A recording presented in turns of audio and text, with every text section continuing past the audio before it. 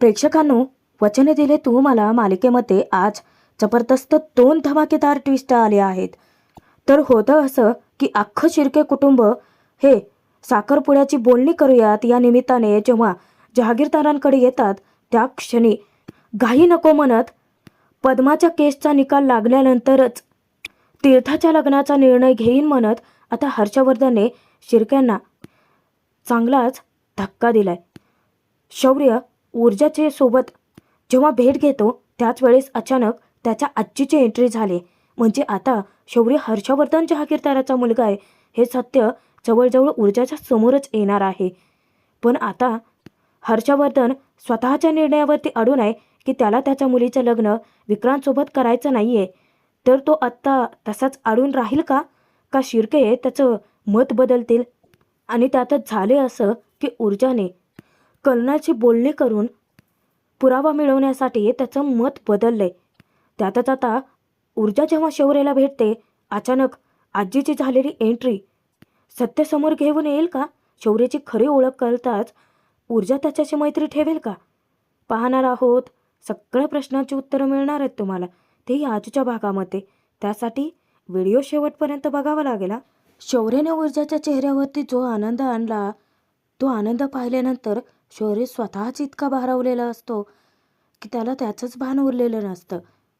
एकटाच हसत नाचत असतो. पण अचानकच दरवाजा ठोठावल्याचा आवाज येतो. जेव्हा तो दरवाजा उघडतो समोर आजीला पाहून तर आणखीनच खुश होतो.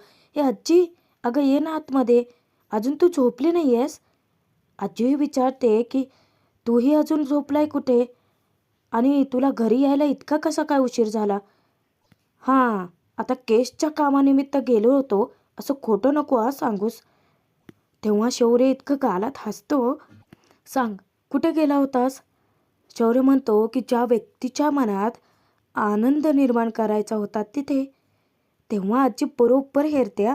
हां, म्हणजे तू ऊर्जासोबत होतास तर. तो पुन्हा आजीसमोर इतकं लाजायला लागतो ना. आता तर आजीला सुद्धा हसू अनावर होतं. इकडे हुलबुते कर्नलची भेट घेतो पण कर्नल त्याला तोंडावरती तेथून जायला सांगतो. कर्नल साहेब, तुम्ही इन्स्पेक्टर हुलबुतेला येथून हकलवण्याचा प्रयत्न करताय. या वेळेला मी कोणालाही भेटत नाही, कर्नल स्पष्ट बोलतो.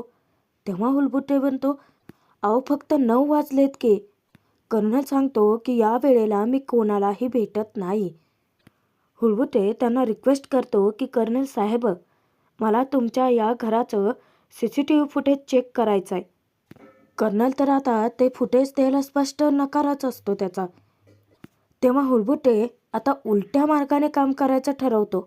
कर्नलला म्हणतो, एका पोलिसाच्या कामात अडथळा आणण्याचा प्रयत्न केला म्हणून तुम्हाला अरेस्ट करू शकतो मी. तेव्हा कर्नलही त्याला करारा जबाब देतो. युनिफॉर्म न वापरता ड्युटी केल्याचा आरोप लावू शकतो मी. तेव्हा हुलबुटे आता विचार करतो की हे काय, युनिफॉर्म घातलं म्हणतो की मी. कर्नल विचारतो की दाढी वाढवून काम करता का तुम्ही? अशी करतात का ड्युटी? ते कर्नल साहेब, ते थोडं ना इन्फेक्शन झालं होतं बघा, त्याचं डॉक्टरचं सर्टिफिकेट आहे की. तेव्हा कर्नल साहेब असा काही जबाब देतात ना हुलबुटेला. सीमेवरती जवान देशाची रक्षा करत असताना त्यांना अशा कुठल्या डॉक्टरच्या सर्टिफिकेटची गरज पडत नसते. ते युनिफॉर्म न वापरता ड्युटी करणाऱ्याला काय करणार? तेव्हा हुलबुटे चक्क कर्नलला धमकावतो. तो म्हणतो की कर्नल साहेब, काहीही झालं तरी CCTV फुटेज तुम्हाला द्यावंच लागते म्हणतो मी. कशावरून तुम्ही हुलबुटे हे CCTV फुटेज विरोधी वकिलाला देणार नाही?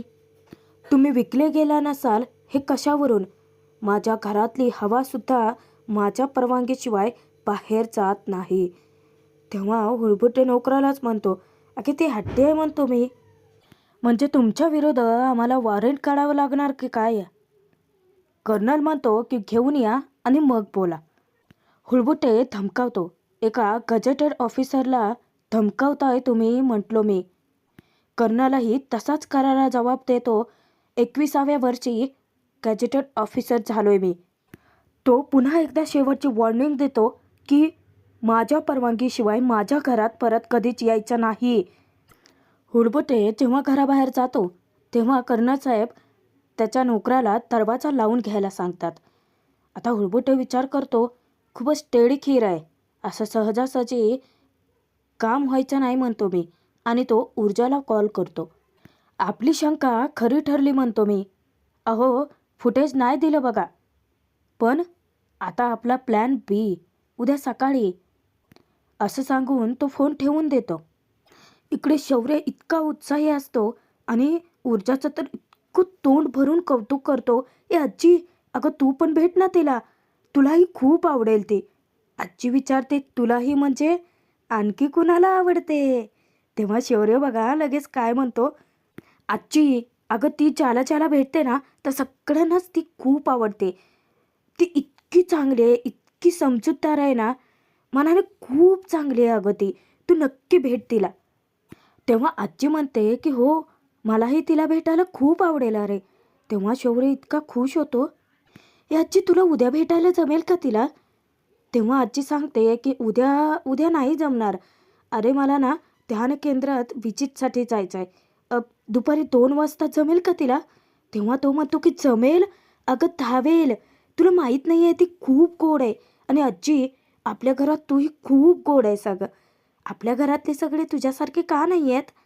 तेव्हा आजी म्हणते की तू आहेस ना माझा राजबिंडा गोड नातू, आणि ती त्याचे कान पिळते. आजी काय ग हे, तू माझ्या मेहनतीवर पाणी फिरशीला? खरं तर शौर्याला प्रश्न पडणं साहजिक आहे, कारण त्याची आजी किती रुबाबदार राहते, आणि ती जर ऊर्जासमोर गेले तर ती कुठल्या अँगलने गरीब वाटेल, कारण शौर्याने तर स्वतःची ओळख गरीब म्हणून करून दिली आहे ना. तेव्हा आजी समजूत घालते, शौर्य अरे असं खोटं बोलू नये बाळा, मैत्रीण आहे ना ती तुझी. तेव्हा शौर्य म्हणतो की नाही आजी, खरं तर मैत्री टिकावी म्हणूनच तर करतोय ना गं मी हे सगळं, आणि ऊर्जाच्या मनात ना श्रीमंतीविषयी थोडा आकस आहे, म्हणूनच तर हे गरिबीचे नाटक चाललंय. शौर्य इतका लाजत असतो, हसत असतो गालातच. आजी विचारते की शौर्य, तू इतका विचार का करतोयस रे? तेव्हा शौर्याला पहिल्यांदा उमगत नाही. तो म्हणतो की आजी, अरे जेव्हा त्याच्या लक्षात येतं ना आजी काय म्हणण्याचा प्रयत्न करते, तेव्हा तो म्हणतो की आजी अगं असं काहीच नाही आहे ग, आमची फक्त छानशी मैत्री आहे. तेव्हा आजी म्हणते की तसं असेल तर बरंच आहे. आता शौर्याला खटकतं, पण आजी असं का?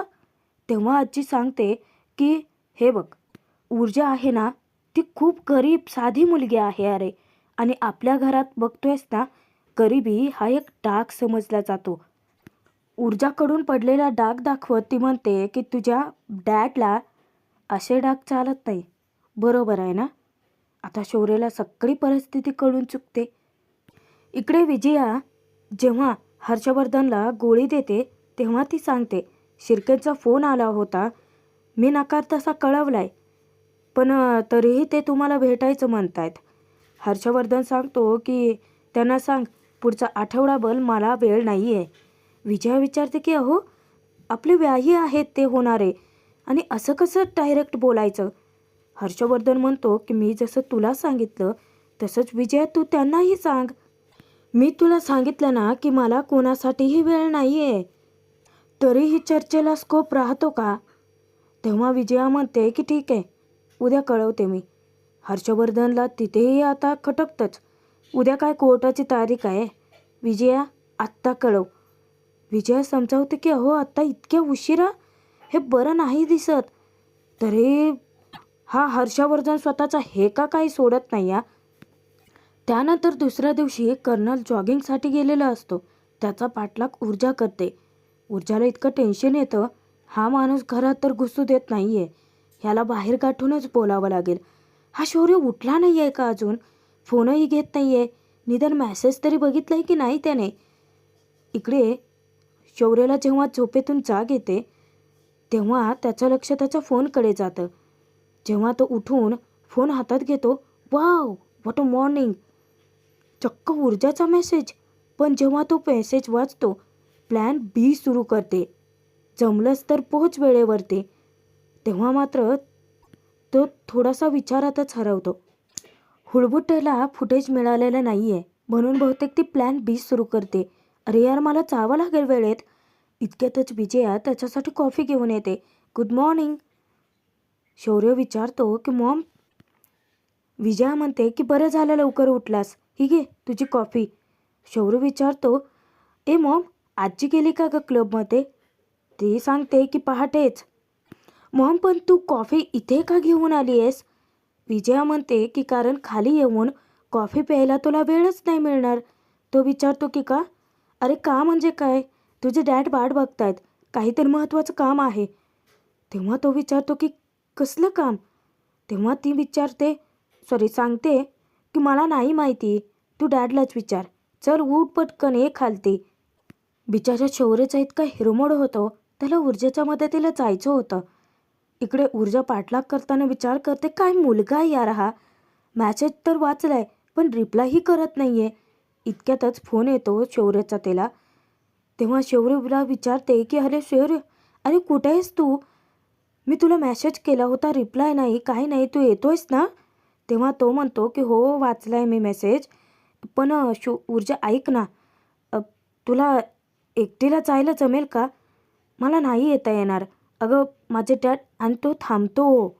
तो पुन्हा सांगतो की माझे बॉस आहेत ना, त्याने अचानक काम सोपवले अगं, नाही म्हणता येत नाही आहे, तू प्लीज मॅनेज करशील का? आता शौर्य ऊर्जाला रिक्वेस्ट करतो की ए ऐक ना, तुला दुपारी 2 वाजता भेटायला जमेल का गं? माझं एक महत्त्वाचं काम होतं. तेव्हा ऊर्जा म्हणते की हो, बघूयात, वेळ मिळाला तर मी फोन करेनच तुला. आणि शौर्याशी बोलण्याच्या काही गडबडीमध्ये तिच्या नजरेतून कर्नल सुटतोच की. आता पाटेकर कुठे गेला? आणि ऊर्जा त्याची शोधाशोध करायला लागते. आता इकडे जहागीरदारांच्या घरी विजया नोकरांना आदेश देते, चला टिफिन पटकन रेडी करा. तोपर्यंत नक्की काय काय कामं शौर्यवरती सोपवली आहेत हर्षवर्धन सांगत असतो त्याला. एक महत्त्वाची केस आहे, भजन कोर्टात रिप्रेझेंट करणार आहे, तर तुला सोबत राहायचं आहे. आणि साटम आहेत ना, त्यांच्याशी जमलंच तर कोर्टाच्या बाहेरच काहीतरी सेटलमेंट करा, जास्त फायद्याचं ठरेल ते आपल्या. शौर्याचं लक्षच नसतं. जेव्हा तो विचारतो तेव्हा तो म्हणतो की हो, जातो ना दुपारी. हर्षवर्धन भडकतो, दुपारी? शौर्य. तेव्हा तो म्हणतो की डॅड प्लीज तुम्ही काळजी करू नका, मी सगळं करतो मॅनेज. तेव्हा हर्षवर्धन सांगतो की शौर्य, दिस इज अ क्रुशल वीक, लँडअप आहे, हे बघ आपल्याला दिवस कमी पडणार आहेत. तेव्हा शौर्य सांगतो की हो डॅड, मी सगळं करेनच. आता ते दोघेही कोर्टात जायला निघतात, पण मांजरीसारखं अख्खं शिर्के कुटुंबच आडवं जातं की त्यांना. नमस्कार जहागीरदार साहेब. त्यांना पाहताच हर्षवर्धन आणि शौर्याला धक्काच बसतो. शिर्के साहेब तुम्ही इथे? तेव्हा ते सांगतात की हो हो, अहो साखरपुड्याची तारीख आज काढूनच जाणार. त्या विक्रांतला पाहून ना शौर्याच्या तळपायाच्या मस्तकात केलेली असते. विजया आता त्यांना घरात बोलावते. अहो दारात काय उभा राहिलात, चला ना आतमध्ये. तेव्हा सर्वच जण आत घरात जातात. शौर्याला अचानकच ऊर्जाचा कॉल येतो आणि त्याला इतका प्रचंड धक्का बसलेला असतो ना. इकडे ऊर्जाच्या नजरेतून जरी तो कर्नल पाटेकर सुटला असला, अचानक तो तिच्या समोर येतो. ऊर्जा थोडंसं पळण्याचा प्रयत्न करते, पण न घाबरता पुन्हा पाठलाग करते. पण होतं असं प्रेक्षकांनो, अचानकच कर्नल वळतो आणि ऊर्जा तिथेच अडकते.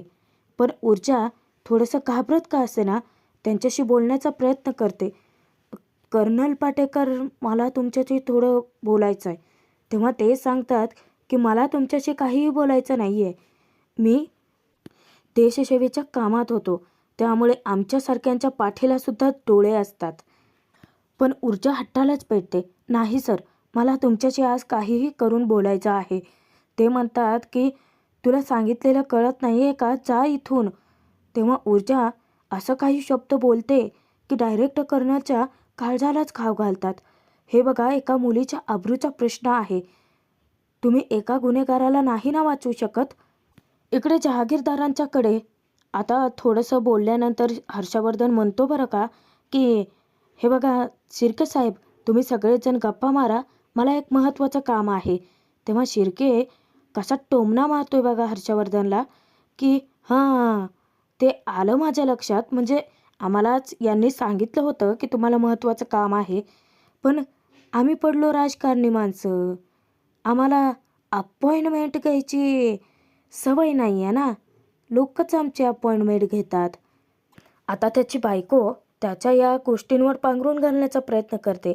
अहो नाही म्हणजे ते म्हणाले की येऊयात आपण जाऊन भेटून बोलूयात, बोलणी करूयात. तेव्हा विजया म्हणते की हो, अहो बरं झालं तुम्ही सगळेच जण आलात हा. अर्पिता जेव्हा जेव्हा आमच्या घरी येते ना, तेव्हा अगदी चैतन्य येतं बघा.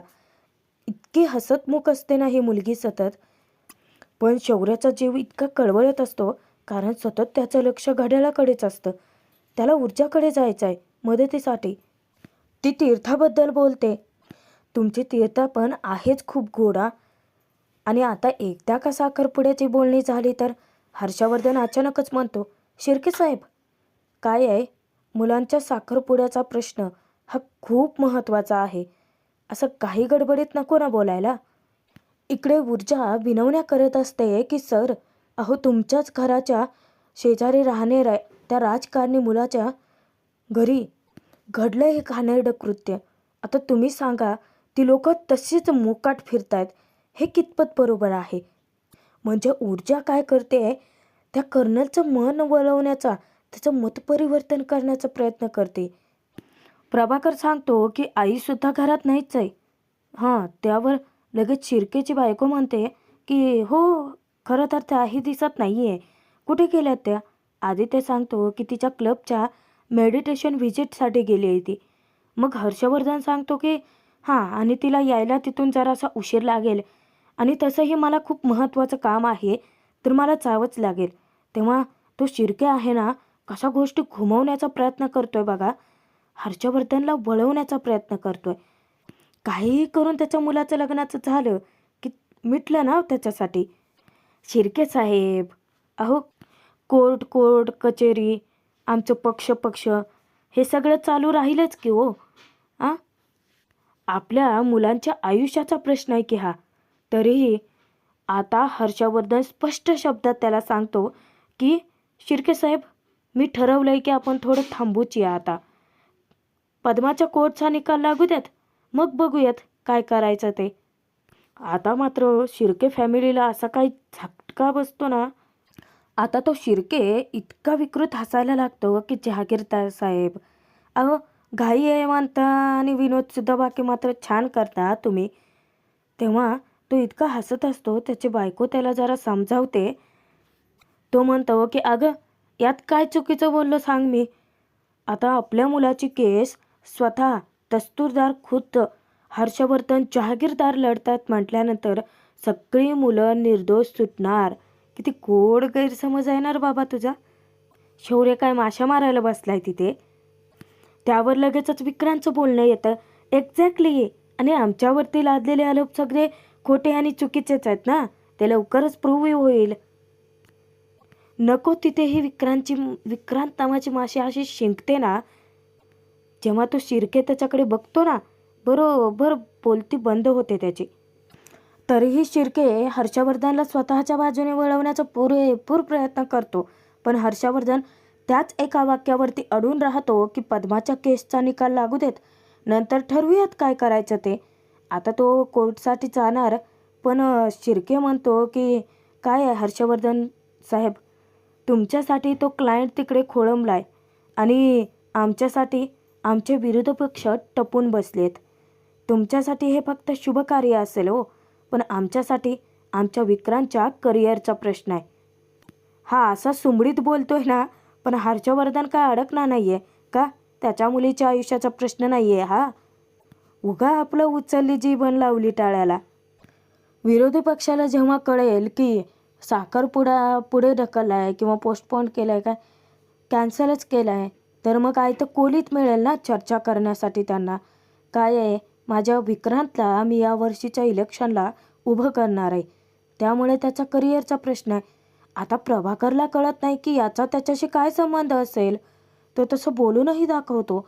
तेव्हा शिर्के सांगतो की अहो तिथेच तर आहे ना चूक, घोडचूक. अहो त्या विरोधी पक्षाच्या नेत्यांना आयत्या संधी मिळेल, आयता विषय मिळेल, ते हेच म्हणणार की व्याह्यांनी स्वतःहून साखरपुडा पोस्टपोन केला किंवा कॅन्सल केला तर मग ते सुद्धा नवऱ्या मुलाला गुन्हेगारच समजतायत. समाजामध्ये याची जी इमेज आहे ती सगळी खराब होईल ना. म्हणूनच म्हणतोय जहागीरदार साहेब, आत्ताच तारीख काढूयात. आता सर्वस्वी निर्णय हर्षवर्धनचाच राहणार.